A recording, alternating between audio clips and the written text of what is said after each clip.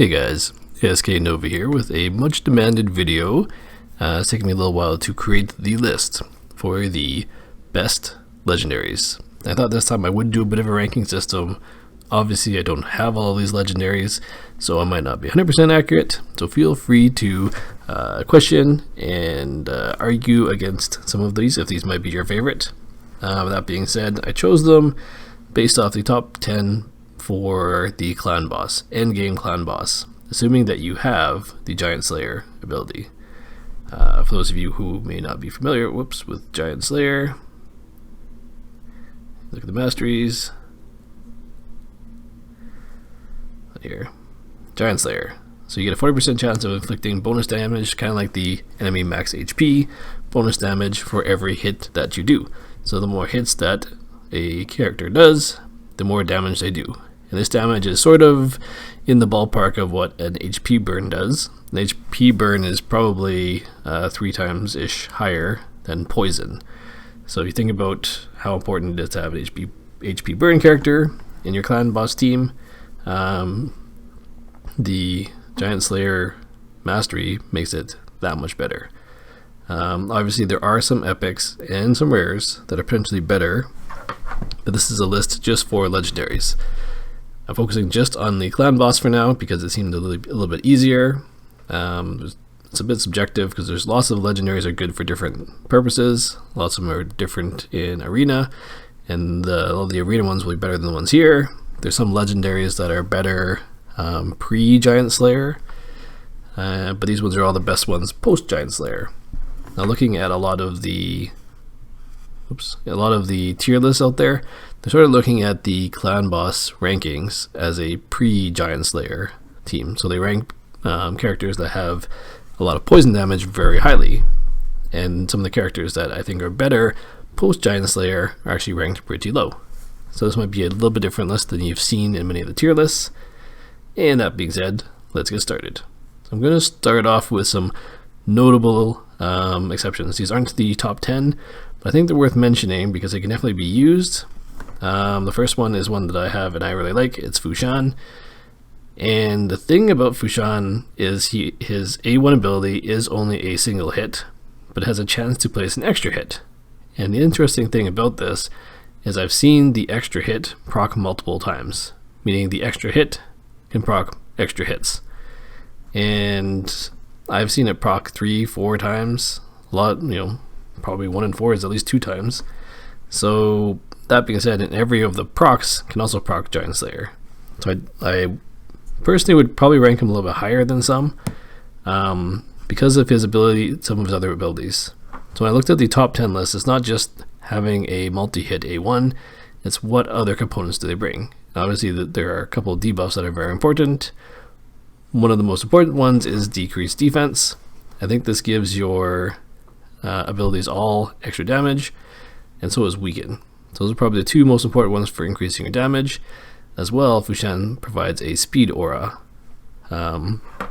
which is also extremely important, and 24% I think is the highest you can get in dungeons for all characters. Might be wrong, tell me if I'm wrong. He also has an A2 ability which hits 2 times. So all those things make him very good on the clan boss. He will probably get damaged by characters that have a multi-hit A1 ability and can use that every turn. So keep that in mind, but he's still very good. Okay, so next on the list we have Gorged. Also not in the top 10, but he's an honorable mention. He does have a 2-hit A1 ability, so that's important. He also has a chance to place the decreased defense. You could increase the chance up to 50%. So not perfect, but he also has a 3 ability, which is 3 times. Again, each one can proc Giant Slayer. You can't put the clan boss's skills on cooldown, however. And he does have a ignore defense, so it'll be a high damage single attack. So he's overall not bad, could still be used. He's not going to be as good as some of the A3 hitting A1 guys, sorry. And the decreased defense debuff that he provides is a little bit low, but it's it's on his A1 ability, so you have many chances at getting it to hit, and it lasts for 2 turns. So he's an honorable mention as well. Now, Shirimani, also an honorable mention. only because she has a 3-hit A1. Her freeze ability doesn't work on the clan boss. She does also have a continuous heal for heroes that are at full health, and she has a pretty big heal for one target. It's on a 4-turn cooldown, which isn't ideal, but if you really do need a healer in the clan boss and you don't have Apothecary, who's probably better for the clan boss, Shiromani is a okay option. I mean, if you have her, I wouldn't hate it.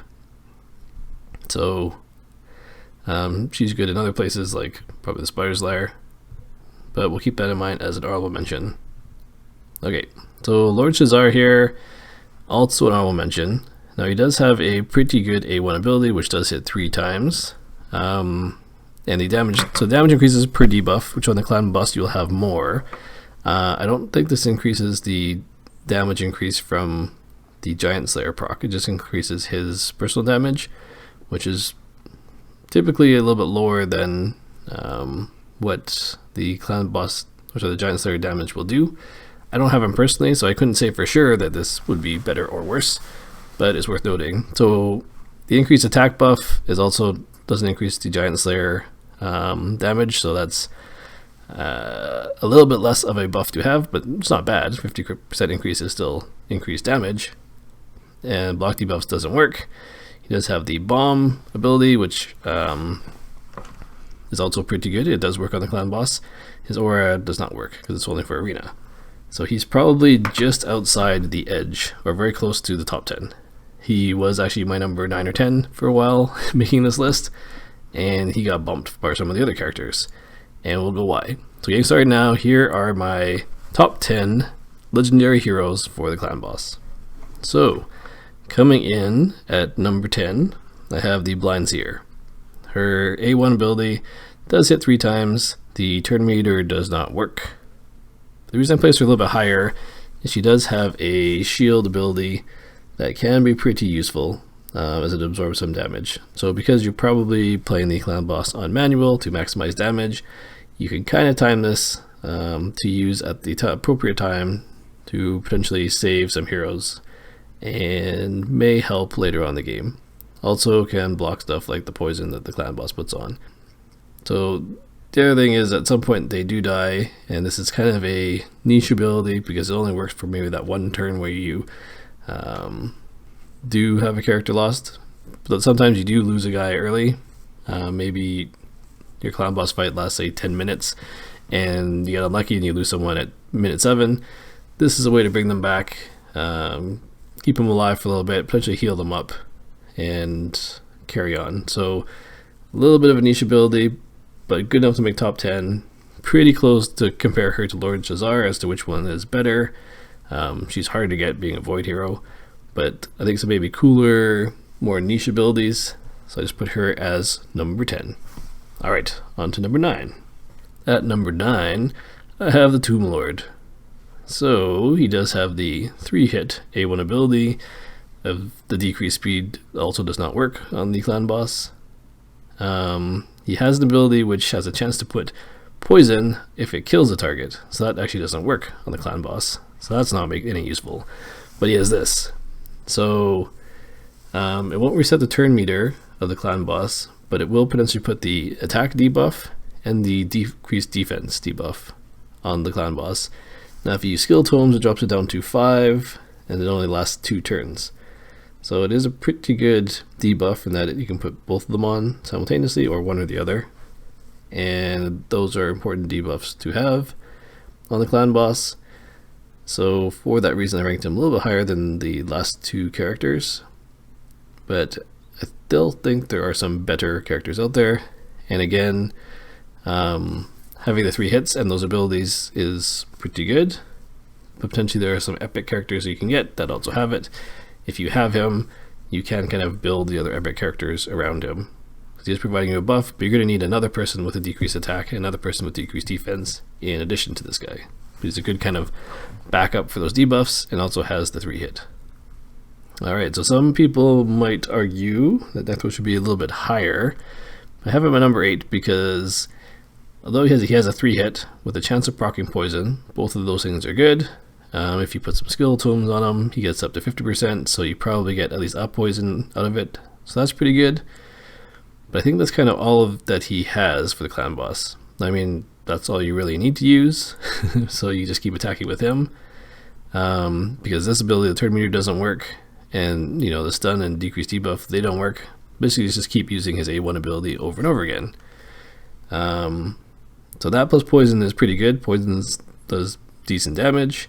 The only reason I haven't ranked him higher is because that's kind of all he brings. So I wanted the heroes that get ranked a little bit higher, have a little bit more utility, maybe put other debuffs on, maybe help other characters, and I'll show you the next one. Alright, so at number 7, I have Martyr. Now Martyr only has a 1 hit. It does have a chance to put decreased defense on, so when you do have to use it, that can help. The buff chance goes up to, what is it, 70%? 60, 70, 75%, sorry. So 75% chance of putting the decreased defense buff on, which isn't too bad, but that's not really her main purpose. The main thing that she brings is the counterattack buff. And now the counterattack buff will be very useful when you have a full team of Giant Slayer masteried heroes, because when they get attacked, they all return with their A1 abilities, and if they all have 2 or 3 hits, that's quite a bit of extra hits that she provides. So that's why I have her at number 7, solo by herself. She's not going to be a great clan boss if she's your first Giant Slayer buffed hero. It's not going to be a huge increase, but as you build out your clan boss team, it is good to have a counterattack character. There's not too many characters in the game that provide the buff. Other than, we'll see, number 6. Alright, there you go. Number 6. I forgot that she was a barbarian. So Valkyrie is one step ahead of Martyr in that her A1 is 2 hits. So if she has Giant Slayer, she has the extra 40% chance of proccing another Giant Slayer. So potentially her damage might be a little bit better.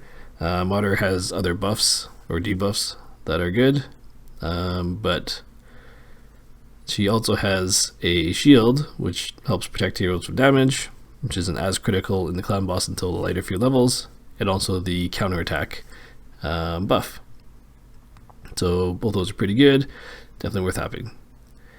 And I don't think the clan boss buffs count for this ability, so that's a little bit of a detractor, but I'd say it's over time between Martyr and Valkyrie. You probably only need one on your reading team, not necessarily both, so having either one would be great. Or potentially just Skull Crusher if you have neither, because he's an epic that also provides the counterattack. So those are the 10 through 6. Now let's get into the top 5. Okay, at number 5 we have Xayah.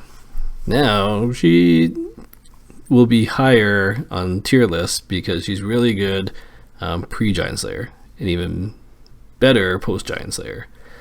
So it was a tough decision, and she could probably be ranked anywhere from 2 to 5, I think, on this list. So having her number 5, don't take that as she's not as good as the next couple of heroes, because she is really good. She has her 3 times attack. It only has a 40% chance of proccing, but most likely you're going to get at least one of those 3 to proc a poison debuff. She also has an A2, which hits for 2 times, so that's really good. And then this ability will do extra damage from all the poison that is on the target. Now, there could be cases where you maybe don't want all the poison to go off at once. Early on, when you're stacking a poison team and maybe putting the toxic gear on people, the clan boss has a limit of how many debuffs you can have on him. So something like this could help clear that, use up a bunch of the debuffs, so you can place them all back on again. That'd be the case where this is really good. Otherwise, if you don't hit that limit, it's not too bad to just let the buffs run until maybe the last few turns where you want to put the extra damage in. And there is a case with a certain character where you want poison buffs on the boss. So you probably won't run Bellinor. He's not as good as a clan boss character. If you have both of them, that's pretty cool. Not too bad.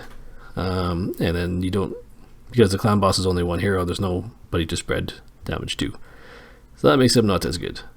But overall, very solid hero. Will do a ton of damage on the clan boss for you, and potentially more than some of these other characters, or close to. But let's get going. On to the next one, number 4. And again, this guy could be ranked a little bit higher or a little bit lower, depending, but really good. So his first 2 abilities here, not that important. So attacks one enemy, doesn't do much. Puts the weaken debuff, which is very good to have. So you're going to try to keep the weaken debuff on as much as possible. But again, a character like Aethel would do this with her A1 ability much easier. He might be a good backup for that. But his really good ability is this one. So you want to use a skill tome to get the cooldown to 4 turns, so that makes a big difference. And if you're attacking with the 4 allies who all have 3 hits, that's potentially a 13 hit attack. So with 40% chances of proccing Giant Slayer, that is a crap ton of damage.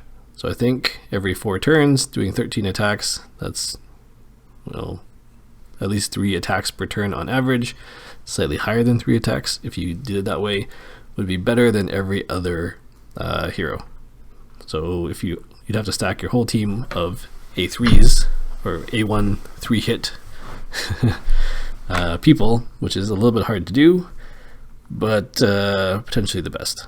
But I think having that set up is a little bit hard to pull off, and most likely you're going to have a few epics or even legendaries with only 2 hits on your team, so it's not going to be quite as good, even with the cooldown, as a person who has a 3-hit A1 ability. That being said though, it's still a really good hero, fantastic for clan boss, definitely worth using, and I would be happy if I had him, for sure.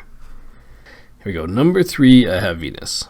Now she only has a 2-hit A1, so I can't compare her. I don't have her, so I can't actually compare her to the other characters, but one of the reasons she's higher, not because she's missing an A1 attack. If she was 3 times, she'd be way higher, but because of this ability. So she has a chance of putting HP burn. Now HP burn, I think, is a very important buff.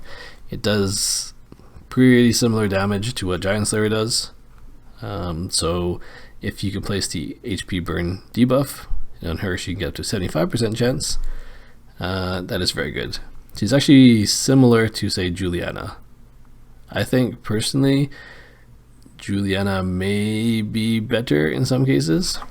So Juliana's A1 gives her a turn meter boost, like the Juliana character. So she gets an extra 20% essentially if she crits twice. So that makes her go more often. And of course, speed and attack time in arena is very important because that gives you more Giant Slayer procs. However, Venus, on the flip side, has the 2 best debuffs in 1 attack. So, yeah, depending on your combination of other characters, Venus could actually be better. You put the skill tomes on her, she has 100% chance, without not including accuracy and resistance, to place both the decrease, defense, and weaken debuffs, the ones that you want. And they're the stronger versions of both of them. So that is super powerful in itself, being able to place both the debuffs that you want onto the clan boss. Even though she only has a 2-hit, I think that puts her into the top 3. Of course, you don't need the top 5, let's say. They're going to be amazing for you in clan boss. If you had all of them, that is absolutely nuts. Alright, number 2 from the Lizardman, Razin Scarhide. Now he does have the 3-hit A1. There's no random buff that you can remove, but he also, similar to Venus, he has attack, which you can get up to 100% chance to place both of the top debuffs. So those 2 combinations, I think, make him slightly better than Venus, since the extra Giant Slayer proc on his A1 potentially does more damage than the poison that Venus will put on. Maybe controversial, something to try out. Both of them are really good, just slightly different. And just note, he does have this turn meter, which is really good on the spider boss, stage 15, but does not work on the clan boss. But you'll be using his A2, which will be at a 3-turn cooldown if you spend all the super expensive legendary tomes. And he does have a 3-hit A1. So that puts him number 2. So you might be asking, who is number 1? Let's find out. Now coming in at number 1, possibly the number 1 legendary in the game, depending on what you're trying to do, Bad-El-Kazar. Now the reason that Bad-El-Kazar is so good is he's a really good healer. So he has great throughput on his healing. He places a bunch of poison debuffs on bosses. So his A1 here heals based off how much damage he does when he attacks. He does have a fair amount of attack. He's not on the super low end, but not on the high end either. He puts 2 15% heal buffs plus 2 potential 5% poison debuffs on the boss. But the main thing is, if the boss has a poison debuff on them, they take more damage from everybody. So essentially this ability buffs everybody more damage, and he's the only one that has it. So if there's another character in the game that had something like this, they would be also awesome. Because he's kind of the total package as a support hero, he kind of has everything you need. The only thing he doesn't have is a speed aura, but crit rate's not terrible, I guess. Probably not something you would use. You really want speed if you can get it. But overall, really good. So because he makes everybody else's damage better, and he's the best healer in the game, all in all, #1 combo for the #1 legendary in the game. If you get him, be very happy. If you don't have him, go for the RNGesus. That's all I can say, because you will want him. So he will be that much difference. You're going to use him in pretty much every dungeon. I've seen him used in the arena quite a bit. All over the place. So there you have it. Hopefully you guys like that top 10 list. If you agreed, disagreed, either way, please like the video, subscribe to the channel, and we will do many more. Next video, I kind of want to do the epic part 2 at some point, and I'll do a best legendaries for the arena pretty soon as well. Hope you guys like it. Till next video.